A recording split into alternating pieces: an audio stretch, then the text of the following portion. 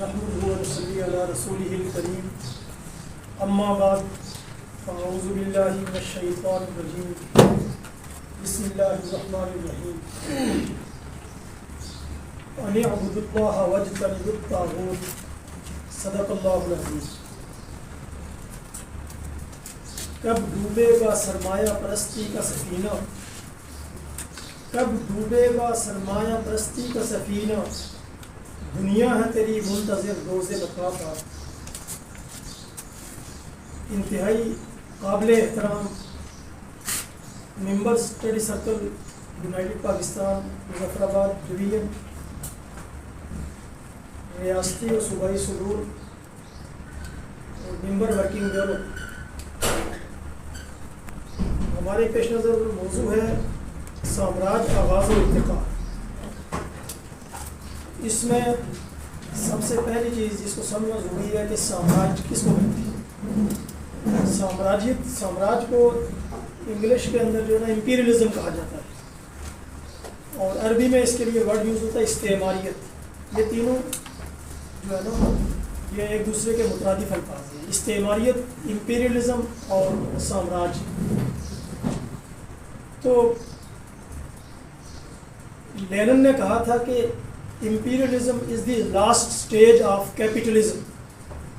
سرمایہ داریت کا جو انتہائی کلائمیکس ہے وہ ہے کیا ہے؟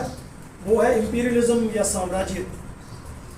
یعنی کہ اس کا تعلق ہسٹوریکل ایوولوشن کے ساتھ ہے کہ جب یورپ کے اندر صنعتی انقلاب برپا ہوا اور اس صنعتی انقلاب کے نتائج اور ثمرات کے اوپر چند سرمایہ دار قابض ہو گئے اور سرمایہ داروں نے بطور طبقہ اس معاشی نظام پر قبضہ قائم کر کے یورپ کے اندر مختلف قوموں کے اندر سرمایہ داری نظام قائم کیا، کیپٹلزم. اور کیپٹلزم کا بنیادی وصف یہ ہے کہ اس میں وسائل پیداوار، کسی بھی سماج کے جو وسائل پیداوار جو اس سماج کے تمام انسانوں کے لیے ہوتے ہیں، ان کے اوپر مٹھی بھر طبقہ کیا ہے وہ ناجائز طور پر اپنا قبضہ قائم کر لیتا ہے. گویا کہ 2-3% افراد وہ اسٹیٹ مشینری پر، سیاسی نظام پر قابض ہونے کی وجہ سے وہ مکمل طور پر جو معاشی نظام ہے، جو ذرائع پیداوار ہے، مینز آف پروڈکشن ہے، اور جو پروڈکشن آف ویلتھ ہے، وہ اس کے اوپر کیا ہوتے ہیں؟ وہ 2-3% طبقات، میکسیمم کر لے تو 5%. وہ پھر کیپٹلزم کے اندر 95% عوام کے ریسورسز کے اوپر وہ 5% طبقہ قابض ہو جاتا ہے. اور اس قبضے کا کیا مطلب ہے؟ اس قبضے کا مطلب یہ ہے کہ جو باقی سماج کے اندر 90-95% افراد ہیں، غربت، جہالت، افلاس، پسماندگی، بے روزگاری ان کا پھر مقدر بن جاتی ہے. اور سرمایہ دار نظام ان 95% عوام کو اپنا غلام بنائے رکھنے کے لیے، معاشی طور پر اپنے تابع رکھنے کے لیے وہ کیا کرتے ہیں؟ وہ کہیں مذہب کی بنیاد پر ان کے درمیان ڈیوائڈ، تقسیم پیدا کرتے ہیں، کہیں نسل کی بنیاد پر، کہیں قومیت کی بنیاد پر، کہیں علاقائیت کی بنیاد پر، اور کہیں زبان کی بنیاد پر، کہیں رنگ اور نسل کی بنیاد پر. جہاں پر جو بھی انہیں ایک کنٹراسٹ ملے اس کو وہ تضادات میں بدل کر پھر وہاں کے عوام کو آپس میں دست و گریبان کر دیتی ہیں وہ سامراجی سرمایہ دار طاقتیں، تاکہ وہ اس استحصال کا، اس ایکسپلائٹیشن کا شعور ہی حاصل نہ کر سکیں جو 4-5% سرمایہ دار طبقہ مل کر ان کا کر رہا ہے. اور یوں سرمایہ داری نظام میں مٹھی بھر سرمایہ دار اپنی چالاکی، عیاری، مکاری اور سسٹم پر اپنے قبضے کی وجہ سے، ریاست پر اپنے کنٹرول کی وجہ سے وہ پھر اکثریتی عوام کو بھیڑ بکریوں کی طرح اپنا غلام بنا کر رکھتے. یورپ میں کیپٹلزم جب ایوالو ہوا تو اس کے تحت یہی چیز ہوئی، اور 18 گھنٹے مزدوروں سے کام لیا جاتا اور اس کے بدلے میں ان کو دیا کیا جاتا؟ صرف 2 وقت کی روٹی اور رہنے کے لیے تنگ اور تاریک ڈربے جن میں نہ ہوا ہے اور نہ ہی ہے کہ وہ روشنی. تو اور یہ ہے کہ 2 وقت کی روٹی کیوں دی جاتی ہے؟ تاکہ کل آ کر یہ محنت کش ایک تو یہ ہے کہ ہماری مشینوں پر کام کرے اور پیداوار دے، اور دوسری چیز یہ ہے کہ جب یہ 10-12 سال کے بعد بیماری، تنگ دستی اور بھوک کی وجہ سے یہ مرد کھپ جائے گا تو آگے اس کی جگہ اس کا بچہ سنبھالے اور وہ آ کر پھر اس کی جگہ مشین پر کام کرے. کہ گویا کہ نسل در نسل حکمرانی آقائی ہمارا حق ہے، اور مزدور جو ہے نسل در نسل سرمایہ کا غلام رہنا یہ اس کا مقدر بنا دیا جائے. یہ ہے تاریخی اعتبار سے کیپٹلزم کا مکروہ ترین چہرہ جس سے یورپ گزرا ہے.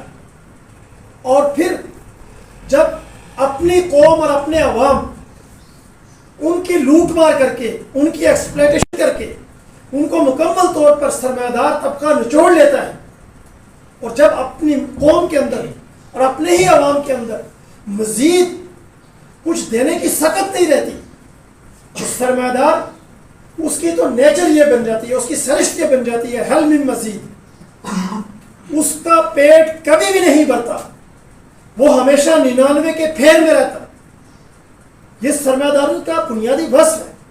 بطور سسٹم اس سے بری ذمہ کوئی بھی سرمایہ دار نہیں ہو سکتا، خواہ وہ انفرادی طور پر کتنا ہی رحم دل، کتنا ہی یہ ہے کہ انسانوں کا دم بھرنے والا ہو، لیکن اس سسٹم کے اندر استحصال کی بھٹی میں عوام کو دھکیلنا، وہ ہر سرمایہ دار اس کی بقا کا مسئلہ بن جاتا ہے. تو جب اپنی قوم کے اندر سے مزید کچھ لوٹ مار کرنے کی سخت ختم ہو جاتی ہے تو اس کی جو ہوس زر ہے وہ تو نہیں ختم ہوتی سرمایہ داروں کی. پھر وہ کیا کرتے ہیں؟ پھر اپنی جغرافیائی سرحدوں سے نکل کر انہوں نے منڈیوں کی تلاش میں، خام مال کی تلاش میں، اور یہ ہے کہ ہیومن ریسورسز کی تلاش میں انہوں نے یورپ سے نکلے وہ سرمایہ دار، ایشیا، افریقہ اور پھر امریکہ، براعظم امریکہ، ان 3 خطوں کو انہوں نے کیا کیا؟ اپنی کالونی بنایا. اپنے ابتدائی دور کے اندر اگر آپ جائزہ لیں تو سامراجی طاقت کوئی ایک ملک نہیں تھا.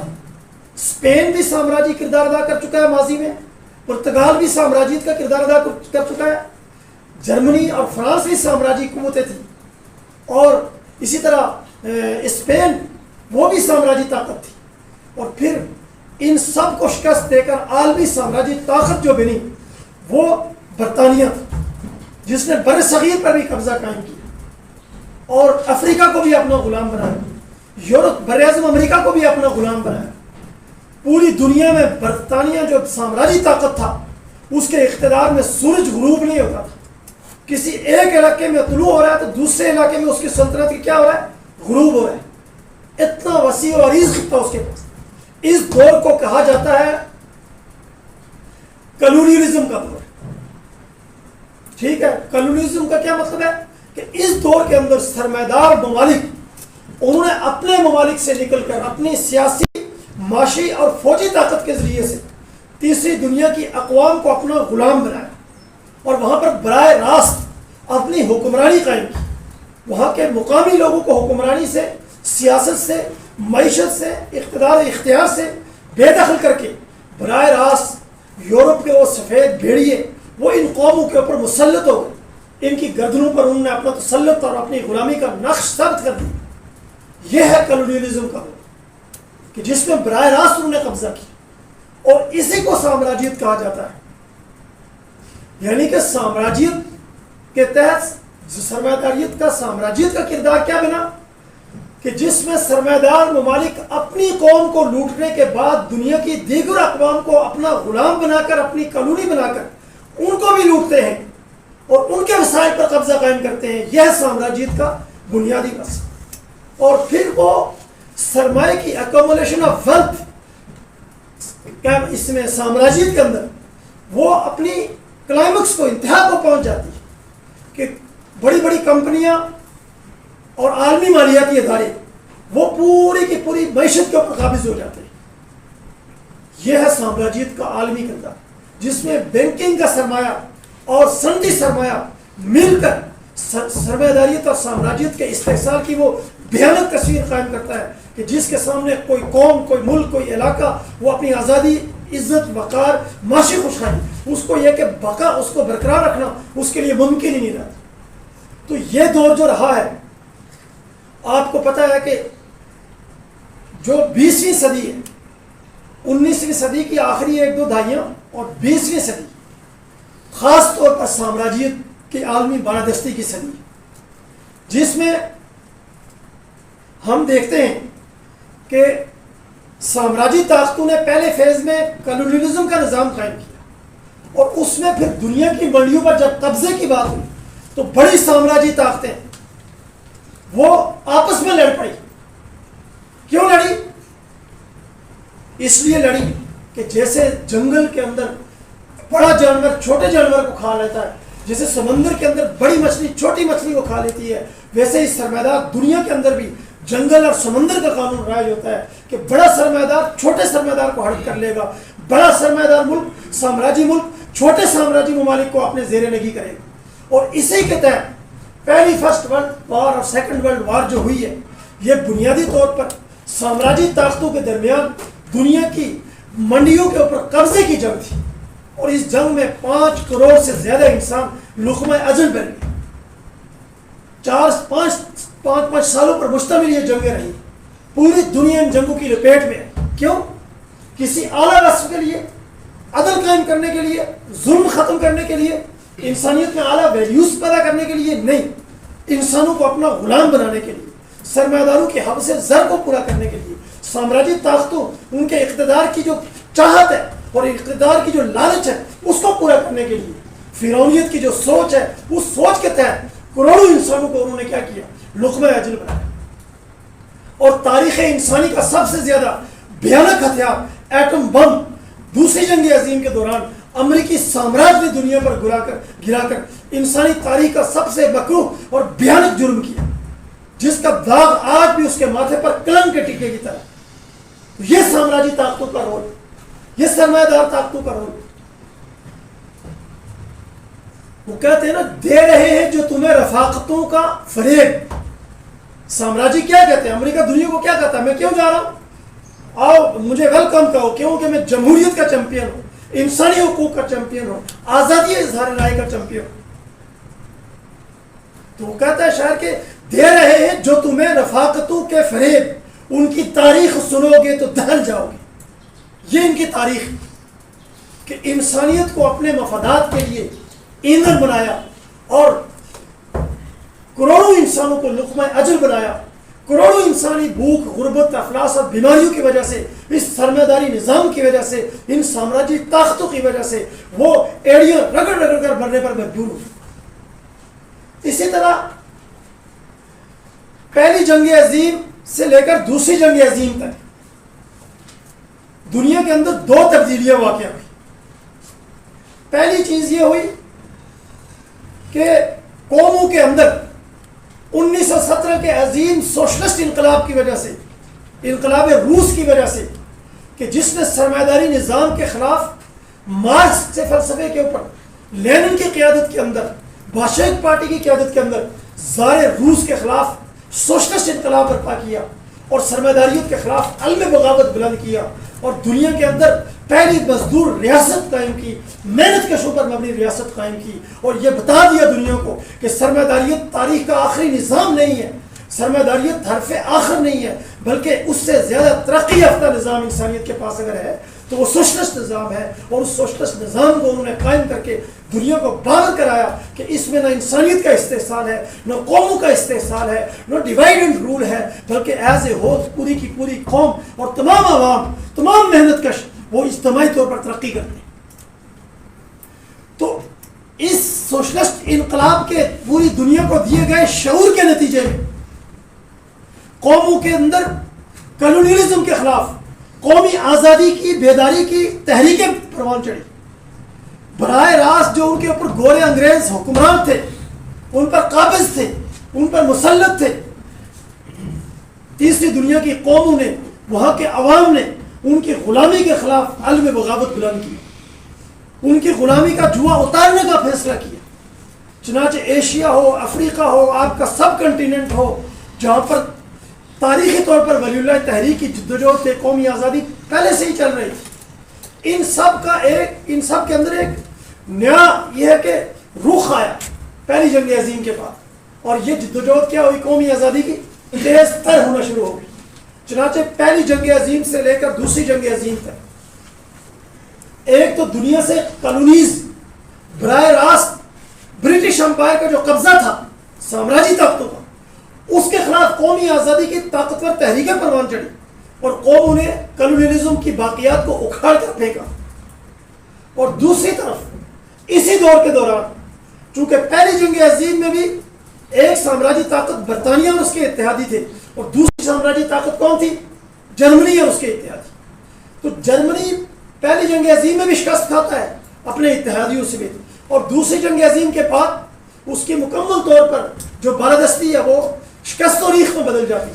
لیکن برٹش امپائر چونکہ دونوں جنگوں کا فاتح تھا, لیکن اس جنگ کے اندر اس کی تمام تر پوٹینشل جب جھونک دی گئی, اس کے نتیجے میں اس کے اندر دنیا پر قبضے کی صلاحیت باقی نہیں رہی, سکت نہیں رہی.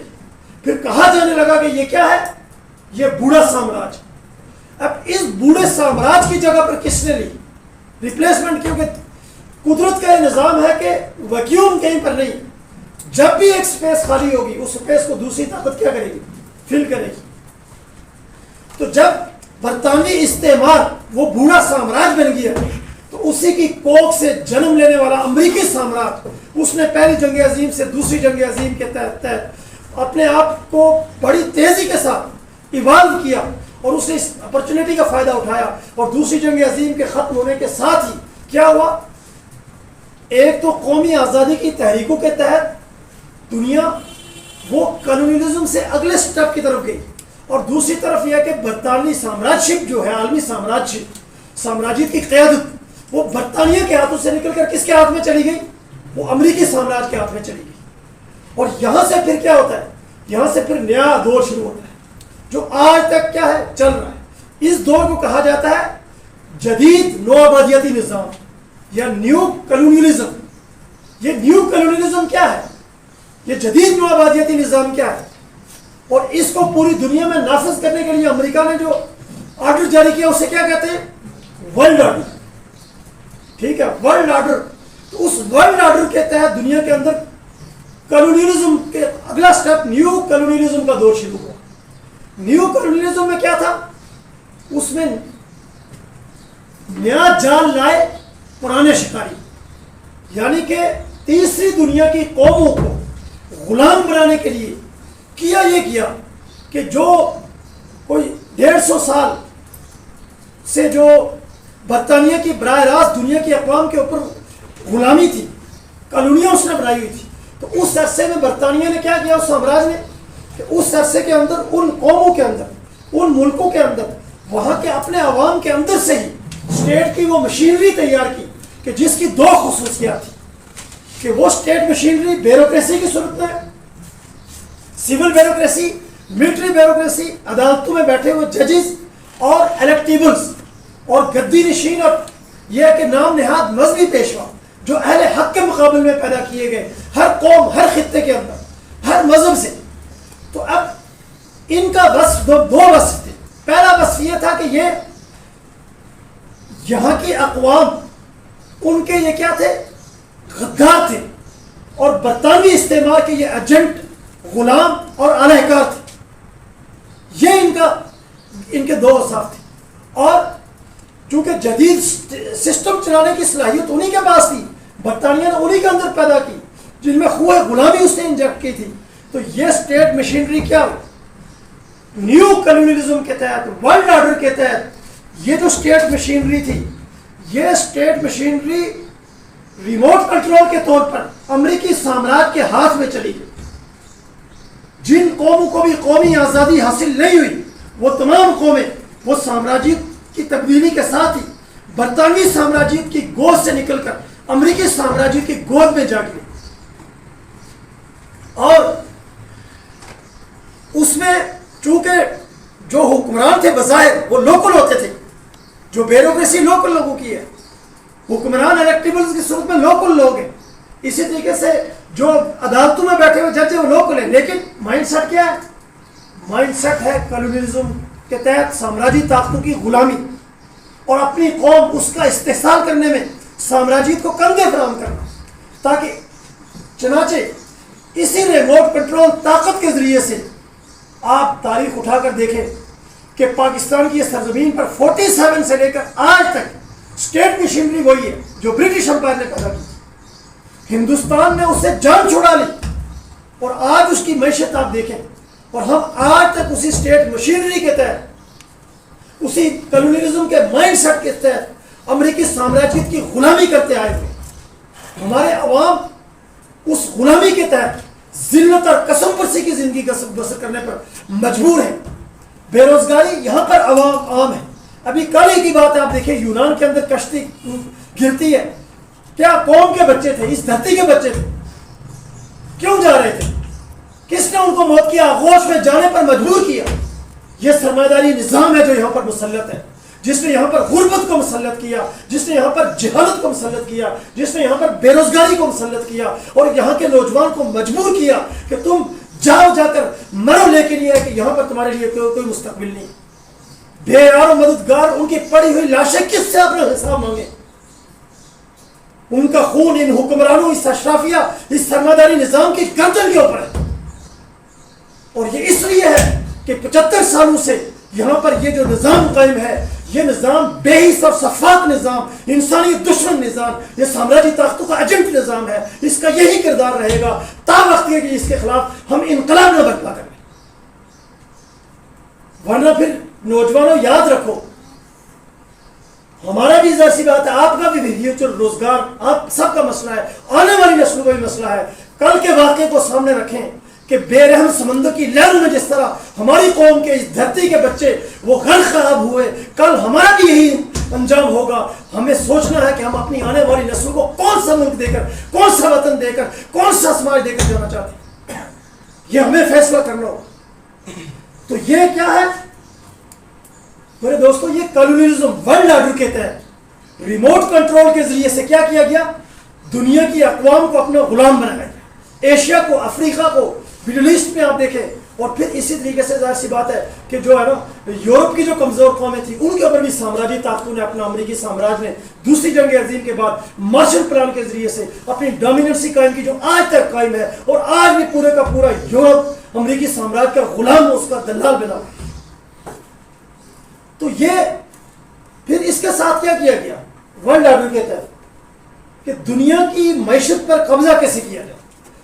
اس کے تحت world bank, I M F اور ملٹی نیشنل کمپنیوں کا پوری دنیا کے اندر آکٹوپس کی طرح جال بچھایا گیا اور قوموں کو ان کا غلام بنایا گیا۔ ان کے ذریعے سے تیسری دنیا کی اقوام کے وسائل، ان کی دولت، وہ پائپ لائنوں کے ذریعے ان کی یہاں سے یہ ہے کہ نکل کر وہ امریکہ اور یورپ کے اندر ڈمپ ہوتی ہے، اور یہاں کی قومیں، تیسری دنیا کی قومیں، پاکستان جیسی قوم، یہاں کے عوام وہ کنگال ہیں، وہ بھوکے ہیں، وہ غربت سے دوچار ہیں، وہ بیماریوں سے دوچار ہیں، لیکن ان کے وسائل، ان کی دولت، وہ سب کے سب اس کے اوپر سامراجی طاقتوں کی اجارہ داری ہے، اور اس کے مقامی گماشتوں کی اجارہ داری ہے، جو یہاں پر صرف حکمرانی کرتے ہیں اور ریٹائر ہوتے ہیں، حکمرانی چھوڑتے ہیں، ان کی اولادیں، ان کے مفادات، ان کا بینک بیلنس، ان کی معیشت، سب کچھ امریکہ اور یورپ میں ہے، اور عوام اس میں کیا ہے؟ ہیملرس، حشرات الارض اور کیڑے مکوڑوں سے زیادہ پاکستان کے بھائی اس قرآن عوام کی کوئی حیثیت اس سسٹم کے سامنے نہیں۔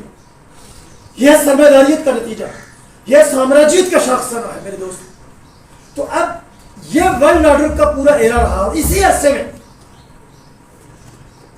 ورلڈ آرڈر کے دور میں 1945 کے بعد، پہلی جو دوسری جنگ عظیم جب ختم ہوئی، 1945 سے لے کر 1991 تک، 26 دسمبر 1991 تک، یہ عرصہ کس چیز کا ہے؟ یہ سر جنگ کا دور ہے کہ دوسری جنگ عظیم کے بعد آپ کو پتا ہے کہ جو تھی جرمن سامراجیت تھی، ہٹلر کی جو فسطائیت تھی، مسولینی کی جو فسطائیت تھی، دنیا سے اس کی بالادستی اور تسلط کو کس نے توڑا ہے؟ وہ سوویت یونین نے توڑا ہے۔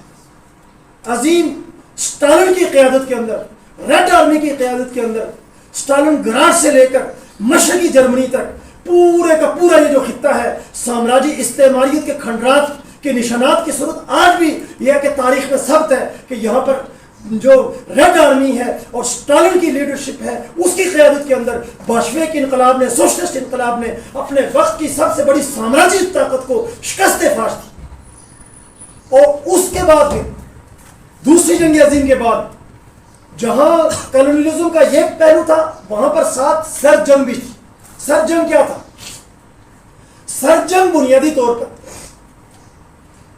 امریکہ جو سرمایہ اور سامراجی ملکوں کا کیا تھا، وہ عالمی نمائندہ تھا، عالمی سرخیل تھا، عالمی چیمپئن تھا، سردار تھا۔ اس کے مد مقابل سوویت یونین جو مظلوموں، مجبوروں، مقہوروں، غلام، غریب قوموں، کمزور قوموں، ان کا یہ ہے کہ خیر خواہ اور ہمنوا تھا، وہ اس کے مد مقابل کھڑا تھا۔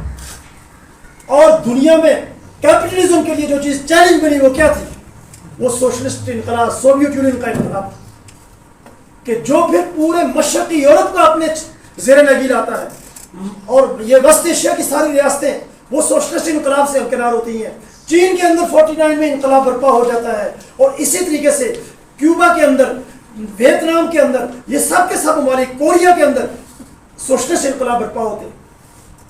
دنیا کی 1/3 سے زیادہ آبادی سوشلسٹ نظام کے زیر لگی چلی جاتی ہے، اور یہ تمام قومیں اجتماعی طور پر خوشحالی اور ترقی سے ہمکنار ہوتی ہیں۔ سامراجی استبداد اور استحصال کی ہر شکل ان معاشروں سے مٹا دی جاتی ہے۔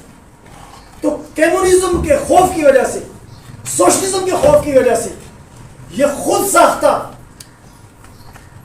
ونسٹن چرچل اور امریکی جو اسٹیبلشمنٹ تھی، انہوں نے مل کر ایک کانسیپٹ کریٹ کیا کہ جناب سوویت یونین کیا ہے؟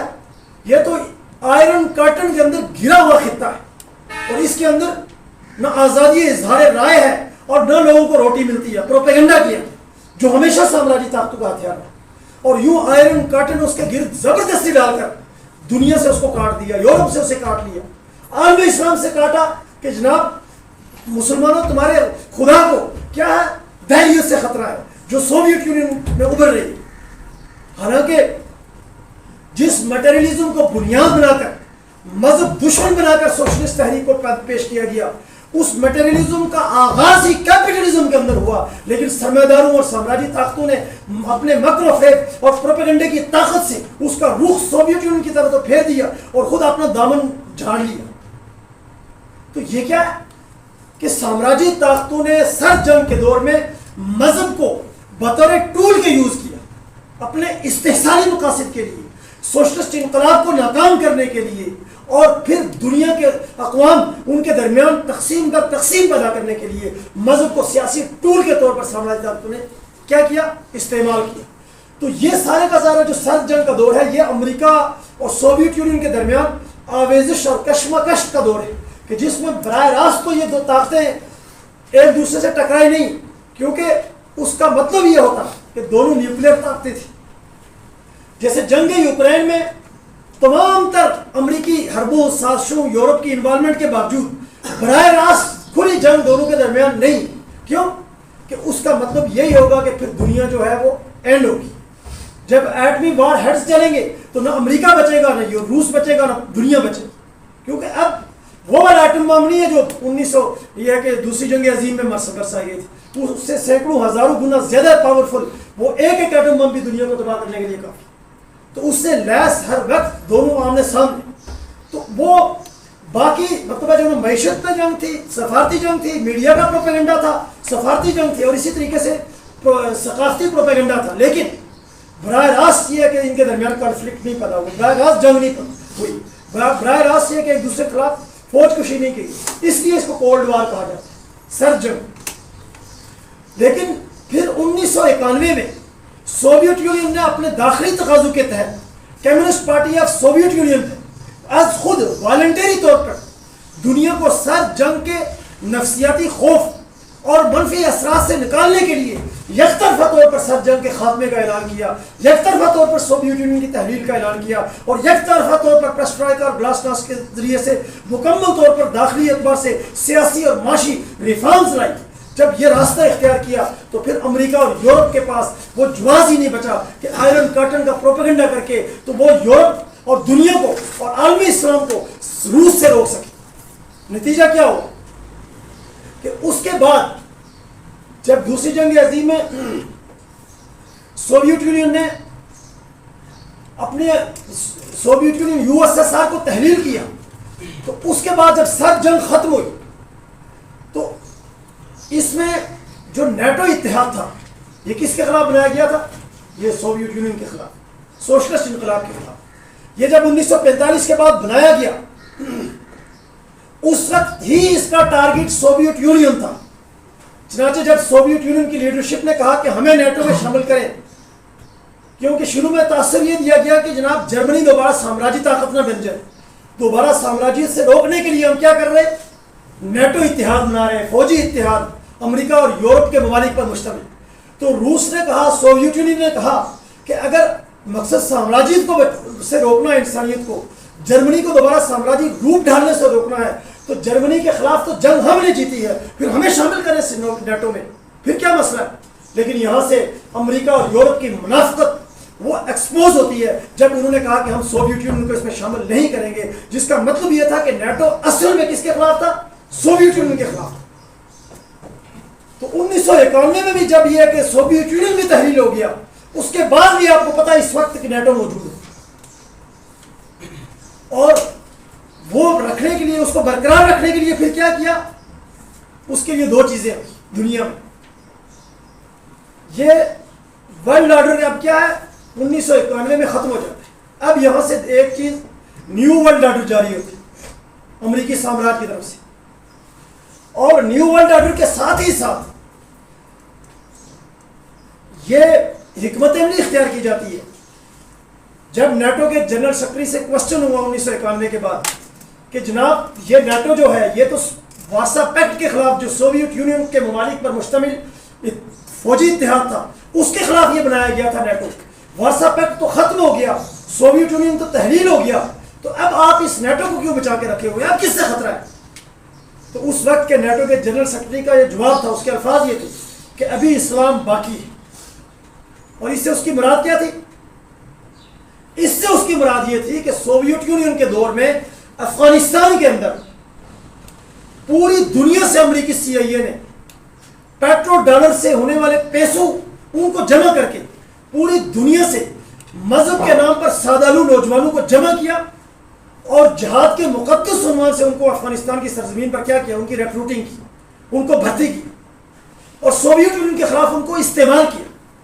آج تو ساری دنیا کہتی ہے، امریکی وزیر خارجہ میڈلن البرائٹ نے خود یہ کہا، ہلری کلنٹن نے یہ بات کی، اور اسی طریقے سے یہ ہے کہ شہزادہ بندر جو سعودی عرب کا وزیر دفاع رہ چکا ہے، اس نے یہ بات کی کہ یہ جنگ امریکہ اور روس کی جنگ تھی، جس کو جہاد کا نام ہم نے دیا اور جس کے لیے پیسے ہم نے دیے، ہم استعمال ہوئے، اس کا مطلب یہ تھا۔ آج تو ساری دنیا یہ چیز کہتی ہے۔ ہماری یہ تحریک الحمدللہ اس وقت بھی جب ہر طرف اندھیرا تھا، گھٹا ڈوب اندھیرا تھا، سرمایہ کی چمک تھی، اور یہ کہ سامراجی طاقتوں کا غلغلہ تھا، مذہبی کارڈ کا استعمال پورے عروج پر تھا، صرف ایک صدا پاکستان کی سرزمین پر تھی کہ یہ امریکہ اور روس کی جنگ ہے، یہ اسلام کے مقدس جہاد کے نام سے جو تم بدنام کر رہے ہو اس کو، اس کا جہاد سے کوئی تعلق نہیں ہے، یہ سامراجیت کی جنگ ہے، یہ اسلام کی جنگ نہیں ہے، یہ جہاد نہیں ہے، بلکہ CIA کی ایجنسیوں کے تحت کھیلا جانے والا مکرو کھیل ہے جو اس خطے کی اقوام کو صدیوں تک خون میں نہلاتا رہے گا۔ اور آج تک آپ دیکھیں کہ یہ خطہ خاک خون میں نہلا رہا ہے،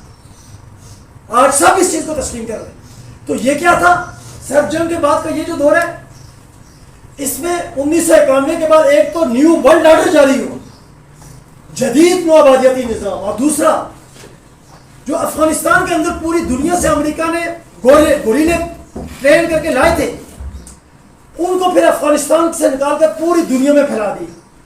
چنانچہ الجزائر کی اسلامک سالویشن فرنٹ سے لے کر کشمیر کے پہاڑوں پر لڑنے والے گوریلے، یہ سب کے سب ان کی تہوں کے اندر جو بنیادوں کے اندر پتھر رکھا تھا، وہ کس کا رکھا ہوا تھا؟ وہ CIA کا۔ تو اس جنرل سیکرٹری کا یہ کہنا تھا کہ ابھی اسلام باقی ہے، یعنی کہ یہ جو ریڈیکل اسلام کی تحریکیں ہیں، اب یہ خطرہ ہے، یہ تھریٹ ہے۔ تو کیونکہ دنیا کو ایک خوف کے اندر ڈرا کر اس نے پہلے سوویت یونین اور کمیونزم کا ہوا کھڑا کر کے یورپ کو اپنا غلام بنا کر رکھا. اور جب اس نے کمیونزم کا اور سوویت یونین کا جوا اتار پھینکا روس نے, تو پھر کیا کیا؟ پھر دہشت گردی کا ہوا کھڑا کر دیا, کیونکہ دنیا کو ڈرانا ضروری تھا. دہشت گردی کا ہوا کھڑا کر کے پوری دنیا میں دہشت گردوں کو لانچ کر کے, اور پھر ورلڈ ٹریڈ پر حملہ کروا کے خود CIA نے یورپ کو اور دنیا کو یہ پیغام دیا کہ جو دہشت گرد امریکہ جیسے ملک میں جہاں مکھی بھی پر نہیں مار سکتی, وہاں پر ورلڈ ٹریڈ سینٹر کو گرا سکتے ہیں تو پوری دنیا کی وہ اینٹ سینٹ بجا سکتے ہیں. اس لیے اگر دنیا کو دہشت گردی سے بچانا ہے, دہشت گردوں کے قبضے سے بچانا ہے, تو پھر میری چھتری تلے, نیٹو کی چھتری تلے آپ کو میری بالادستی تسلیم کرتے ہوئے دہشت گردی کے خلاف جنگ لڑنی ہوگی. تو پروپیگنڈے کے زور سے دہشت گردی کے خلاف جنگ. کس دہشت گردی؟ وہ تمام دہشت گرد جن کی بنیادوں میں CIA کا رکھا ہوا پتھر تھا. یہ مصنوعی جنگ کریٹ تھی, سامراجی جنگ تھی, جس کے لپیٹ میں دنیا کے اقوام اور ہمارا خطہ آج تک. تو یہ کیا چیز تھی؟ یہ دنیا کو غلام بنانے کا کیا تھا؟ جدید لو. کیونکہ میں نے آپ کو بتایا کہ کلونیلزم سے لے کر نیو کلونیلزم تک قوموں کے اندر مسلسل شعور ڈیولپ ہو رہا تھا. قوموں کے ہر لمحہ بڑھتے ہوئے شعور کو داغ دینے کے لیے, ان کو دھوکہ دینے کے لیے نت نئے حربے لا کر انسانیت کو غلام بنایا جاتا رہا. اور پھر صرف خوف سے, ظاہر سی بات ہے جو طاقتور معاشی ملک تھے وہ خوف سے محض کیا ہے, وہ ڈر کے وہ ڈر نہیں سکتے تھے, وہ دب نہیں سکتے تھے, وہ تابع نہیں ہو سکتے تھے. ان کو معاشی طور پر اپنا غلام بنانے کا امریکہ نے فیصلہ کیا. اور اس کے لیے کیا کیا گیا؟ اس کے لیے 90s کی دہائی میں فرسٹ ورلڈ وار اور second Gulf war, first Gulf war اور second Gulf war middle asset کے اندر جو لڑی گئی عراق کے خلاف, یہ اس کے ذریعے سے پورے مڈل ایسٹ کے جو توانائی کے وسائل, جو یورپ کے کم و بیش 50% توانائی اس کی صنعتوں میں چلنے والا سیال مادہ جو تھا وہ مڈل ایسٹ سے جاتا تھا. تو وہ 50% سے زیادہ یہ کہ وہ اس دور میں یہ کہ یہاں مڈل ایسٹ سے لیتا تھا. جاپان جیسا ڈیولپ ملک وہ تقریباً اپنی ضروریات کا 80% وہ جو توانائی ہے وہ مڈل ایسٹ سے لیتا تھا. تو امریکہ نے یہ فیصلہ کیا کہ یہ جو توانائی کا جو سیال مادہ جو یورپ کی صنعت کے اندر, اس کی بھٹیوں کے اندر اور جاپان کو ترقی دیتا ہے, جب اس کے اوپر میرا قبضہ ہوگا تو ان طاقتوں کا ٹیکا میرے ہاتھ میں ہوگا, پھر ان کو معاشی طور پر غلام بنا کر رکھنا آسان ہے. چنانچہ فرسٹ سیکنڈ گلف وار کا بنیادی آبجیکٹو یہی تھا کہ توانائی کے ذخائر سے مالا مال ان ممالک پر قبضہ قائم کر کے تو سامراجیت کی عالمی بالادستی کے لیے ایک ٹول اس کے پاس آ جائے. چنانچہ آپ دیکھ لیں کہ آج تک اس مڈل ایسٹ پر قبضے کی وجہ سے آج تک یورپ امریکی سامراج کا غلام بنا ہوا ہے اور آج تک اس کی غلامی سے نہیں نکل سکتا. حالانکہ سوویت یونین کی تحلیل کے بعد 30 سال تک روس کی لیڈرشپ نے شب و روز یہ کوشش کی کہ یورپ کی طاقتیں امریکی غلامی سے نکل آئیں, یورپین ہوم کا تصور دیا اور یورپ کو برابری اور رفاقت کا درس دیا, معاشی طور پر ترقی کا اور مشترکہ یہ کہ خوشحالی کا یہ کہ ان کو سبق دیا. لیکن یورپ کی اقوام چونکہ اپنا دور عروج گزار چکی ہیں, ان کے اندر ساری پوٹینشل پھونک کی جا چکی ہے, اب ان کے اندر توانائی نہیں ہے, اب وہ راکھ کے ڈیر پر کھڑے. اسی لیے وہ آج اتنے ایڈوانس اور ڈیولپ ہونے کے باوجود, جدید سویلائزیشن کا منبع ہونے کے باوجود امریکی سامراجیت کی غلامی پر مجبور ہے. اور جنگ یوکرین نے تو اس غلامی کو طے دیتا ہے یہ ہے کہ اس کو جو تمام پرتیں کھول کر رکھ دی کہ کتنی گہری غلامی ہے جو یورپ کے اوپر تاری. تو یہ سارے کا سارا میرے قابل احترام نوجوان دوستوں, یہ سامراجیت کا دور ہے, سامراجیت کا ایرا ہے. تو اب جو 1991 کے بعد جو دور چل رہا ہے وہ کیا ہے؟ نیو ورلڈ آرڈر کے تحت, جس میں دہشت گردی قوموں کو ڈرانے کے لیے اور معاشی طور پر قبضے کے حوالے سے توانائی کے تمام اہم وسائل پر قبضہ کیا گیا. لیکن اب اس میں بھی ایک ٹرننگ پوائنٹ آ چکا ہے, بہت بڑا ٹرننگ پوائنٹ. آپ جانتے ہیں کہ 1.5 سال پہلے جو یوکرین کے اندر جنگ شروع ہوئی, جنگ یوکرین, اس جنگ یوکرین نے دنیا کے اندر جیو پالیٹکس کی سچویشن کو تبدیل کر دیا. اب جو تنہا دنیا کے اوپر امریکی سامراجیت کا غلبہ تھا اس کا دور اب ہمیشہ ہمیشہ کے لیے لد گیا ہے, وہ ورق الٹ گیا ہے. اور اب کیا ہے, اب یہ جو دور ہے جنگ یوکرین اور اس کے مزید جو کنسیکوینسز آ رہے ہیں, جب بھی یہ جنگ کسی نتیجے پر پہنچے گی تو اس کی راکھ سے ملٹی پولر ورلڈ کا سورج طلوع ہوگا، جہاں پر سامراجیت کا جو بالادستی ہے اس کا نام و نشان بھی نہیں ہوگا، اور دنیا کے اندر طاقت کے کئی مراکز وہ مل کر قوموں کی آزادی، خوشحالی اور ترقی کے لیے یکساں طور پر کردار ادا کریں گے۔ یہ ہے بنی نوع انسانیت کا فیوچر۔ تو اب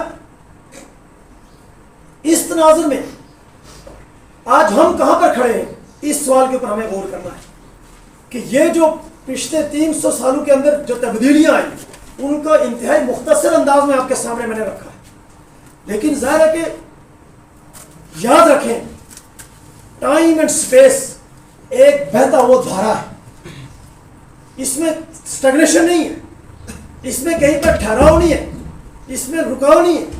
جو معاشرے، جو سماج، جو سوسائٹیاں، جو قومیں اس ٹائم اینڈ سپیس میں سٹیگنیشن سے نہیں نکلتی، زوال اور تہ و بالا ہونا ان کا مقدر بن جاتا ہے۔ آج گزشتہ 10,000 سال سے ہم جو موہنجو داڑو کی تہذیب کے وارث ہونے کے دعوے دار ہیں، ہمارا یہ خطہ یہ سٹیگنیشن کا شکار ہے۔ یہاں ایوولوشن رک چکا ہے، یہاں پر سٹرانگ پیدا ہو رہی ہے، یہاں پر سیاسی معاشی طور پر استحصال کی بدترین شکل قائم ہے، جاگیرداریت کی فرسودگی تمام تر یہ ہے کہ شکلوں کے ساتھ ہمارے سماج کے اوپر مسلط ہے۔ وہ جاگیرداریت جس کو دنیا یہ ہے کہ آج پچھلے صدی میں ہی دیس نکالا دے چکی تھی، اور اس کی جو نشانیاں ہیں آج دنیا کی ڈیولپ ممالک ان کے عجائب گھروں میں اس کی نشانیاں رکھی ہوئی ہیں۔ وہ جاگیرداریت اپنی مکرو شکلوں کے ساتھ آج بھی پنجاب میں چلے جائیں، آج بھی سندھ کے اندر چلے جائیں، وہ مسلط آپ کو نظر آئے گی۔ وہ قبائلی نظام، وہ قوانین کا نظام، وہ وڈیروں کا نظام، وہ سرمایداروں کا نظام، جو فیوڈل اے سے تعلق رکھنے والی چیزیں ہیں، جن کا مشین اے سے کوئی تعلق نہیں ہے، آج بھی ہمارے سماج کو آکٹوپس کی طرح اپنے لپیٹ میں لیے ہوئے ہیں۔ وہ مذہب کے نام پر کہیں گدی نشین ہیں، کہیں یہ کہ علماء سو ہیں، سب کے سب سامراجیت کے ہاتھوں بکے ہوئے طبقات اور اس سسٹم کے استحصال میں برابر کے شریک اور انسانیت دشمن اہل حق اور دین حق کی اصل تعلیمات اس سے کوسوں دور سامراجیت کی اعلی کاری اور ایجنٹی کرنے والے طبقات جو نسل در نسل ولی اللہ تحریک کے مقابلے میں بر صغیر کے اندر برطانوی استعمار نے پیدا کیے تھے، وہ آج بھی ہمارے عوام کے افکار کے اوپر، خیالات کے اوپر، ذہنوں کے اوپر، دماغ کے اندر، دل کے اوپر قابض ہے۔ ان کا تسلط ہے، وہ پوپ بن کر، برہمن بن کر، وہ انسانوں پر انسانوں کی شکل میں الوہ بن کر، وہ انسانوں کے اوپر کیا ہے، الوہی طاقت بن کر انسانوں کے اوپر مسلط ہے۔ یہ ہمارے سماج کی کیفیت ہے۔ گویا کہ آج جب دنیا کی اقوام ملٹی پولر ورلڈ کی طرف جا رہی ہیں، پاکستان جس سے ہمارا تعلق ہے، یہ کشمیر کا خطہ بدقسمتی کے ساتھ آج بھی امریکی سامراجیت کا بدترین گڑھ بنا ہوا ہے، اور آج بھی یہاں بیٹھ کر امریکی سامراج یہاں کی اقوام کے خلاف اور خود پاکستان کے عوام کی ایکسپلائٹیشن کے لیے تمام تر حربیں ان کو استعمال کرتا ہے۔ تو آج اس تاریخی موضوع کو یہاں پر ڈسکس کرنے کا مقصد کیا ہے؟ ہمارے نصاب میں یہ چیز کیوں ہے؟ آپ جانتے ہیں کہ یونائٹڈ پاکستان ایک تاریخی روایت کی امین شاہ ولی اللہ کے فلسفے اور فکر پر، ولی اللہ تحریک کی وراثت کے طور پر یہاں پر جدوجہد انقلاب کر رہی ہے، اور ہمارا یہ عزم ہے کہ ہم صدیوں سے گلے سڑے اس سے مسلط فرسودہ نظام کے خلاف ہم اس سرزمین پر شاہ ولی اللہ کے فلسفے اور فکر کے اوپر ہم سوشلسٹ انقلاب برپا کریں۔ یہی ہمارے اسلاف نے ہمیں دعوت دی، شاہ ولی اللہ سے یہی تعلیمات شیخ الہند تک پہنچی، اور شیخ الہند نے عبید اللہ سندھی امام انقلاب ان کو انہی تعلیمات پر امام انقلاب کے لیول تک پہنچایا، اور انہی امام انقلاب نے شاہ سید احمد رائے پوری، شاہ حبیب الرحمان رائے پوری کے ذریعے سے شاہ سید احمد رائے پوری کی وہ تربیت کی کہ جو پاکستان کی سرزمین کے اوپر شاہ ولی اللہ کے فلسفے اور فکر پر سوشلسٹ انقلاب کے، سیکولر انقلاب کے پہلے دائی تھے، اولین دائی تھے، اور انہیں شاہ سید احمد رائے پوری ان کی تربیت میں، ان کی مائیت کے اندر ہم نے یونائٹڈ پاکستان کی مرکزی لیڈرشپ نے برس بیٹھ کر اس آئیڈیالوجی کو سیکھا، اور یہی اجتماعیت جو شاہ سعید احمد رائے پوری کی براہ راست تربیت یافتہ ہے، جو تاریخی تسلسل کی حامل ہے، جو نظریاتی تسلسل کی حامل ہے، یہی اجتماعیت اور اسی کے تحت قائم ہونے والی یہ یونائٹڈ پاکستان، آج ہم نے اس بات کا اعادہ کرنا ہے کہ ہم اپنی جدوجہد انقلاب کو مزید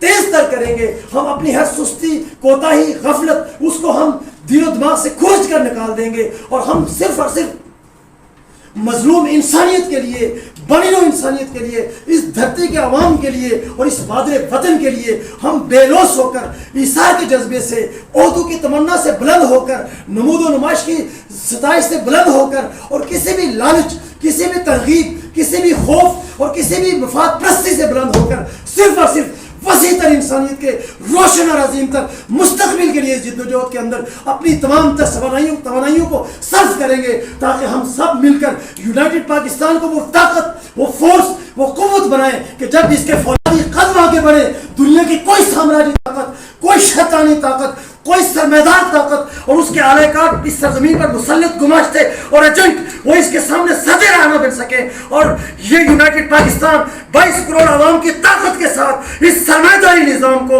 اور اس امریکی سامراجی غلبے اور تسلط کو اپنے قدموں کی ٹھوکروں کو چلے ہمیشہ ہمیشہ کے لیے روند کر یہاں پر وہ سماج قائم کرے جو خلق خدا کا مظہر ہو، جو 22 کروڑ عوام کے حق حکمرانی کا مظہر ہو، اور جو انسانیت کی سربلندی، عظمت، عزت، وقار اور خودداری کا نمودار ہو، علمبردار ہو. اس عظیم تر اور روشن تر سماج کی تشکیل ہمارے ہی ہاتھوں سے ہوگی. یہ ہمارا عزم ہونا چاہیے. دنیا کی کوئی طاقت اب ہمیں منزل پر پہنچنے سے نہیں روک سکتی. اس عزم کے ساتھ ہم نے اپنی جدوجہد انقلاب کو آگے بڑھانا ہے.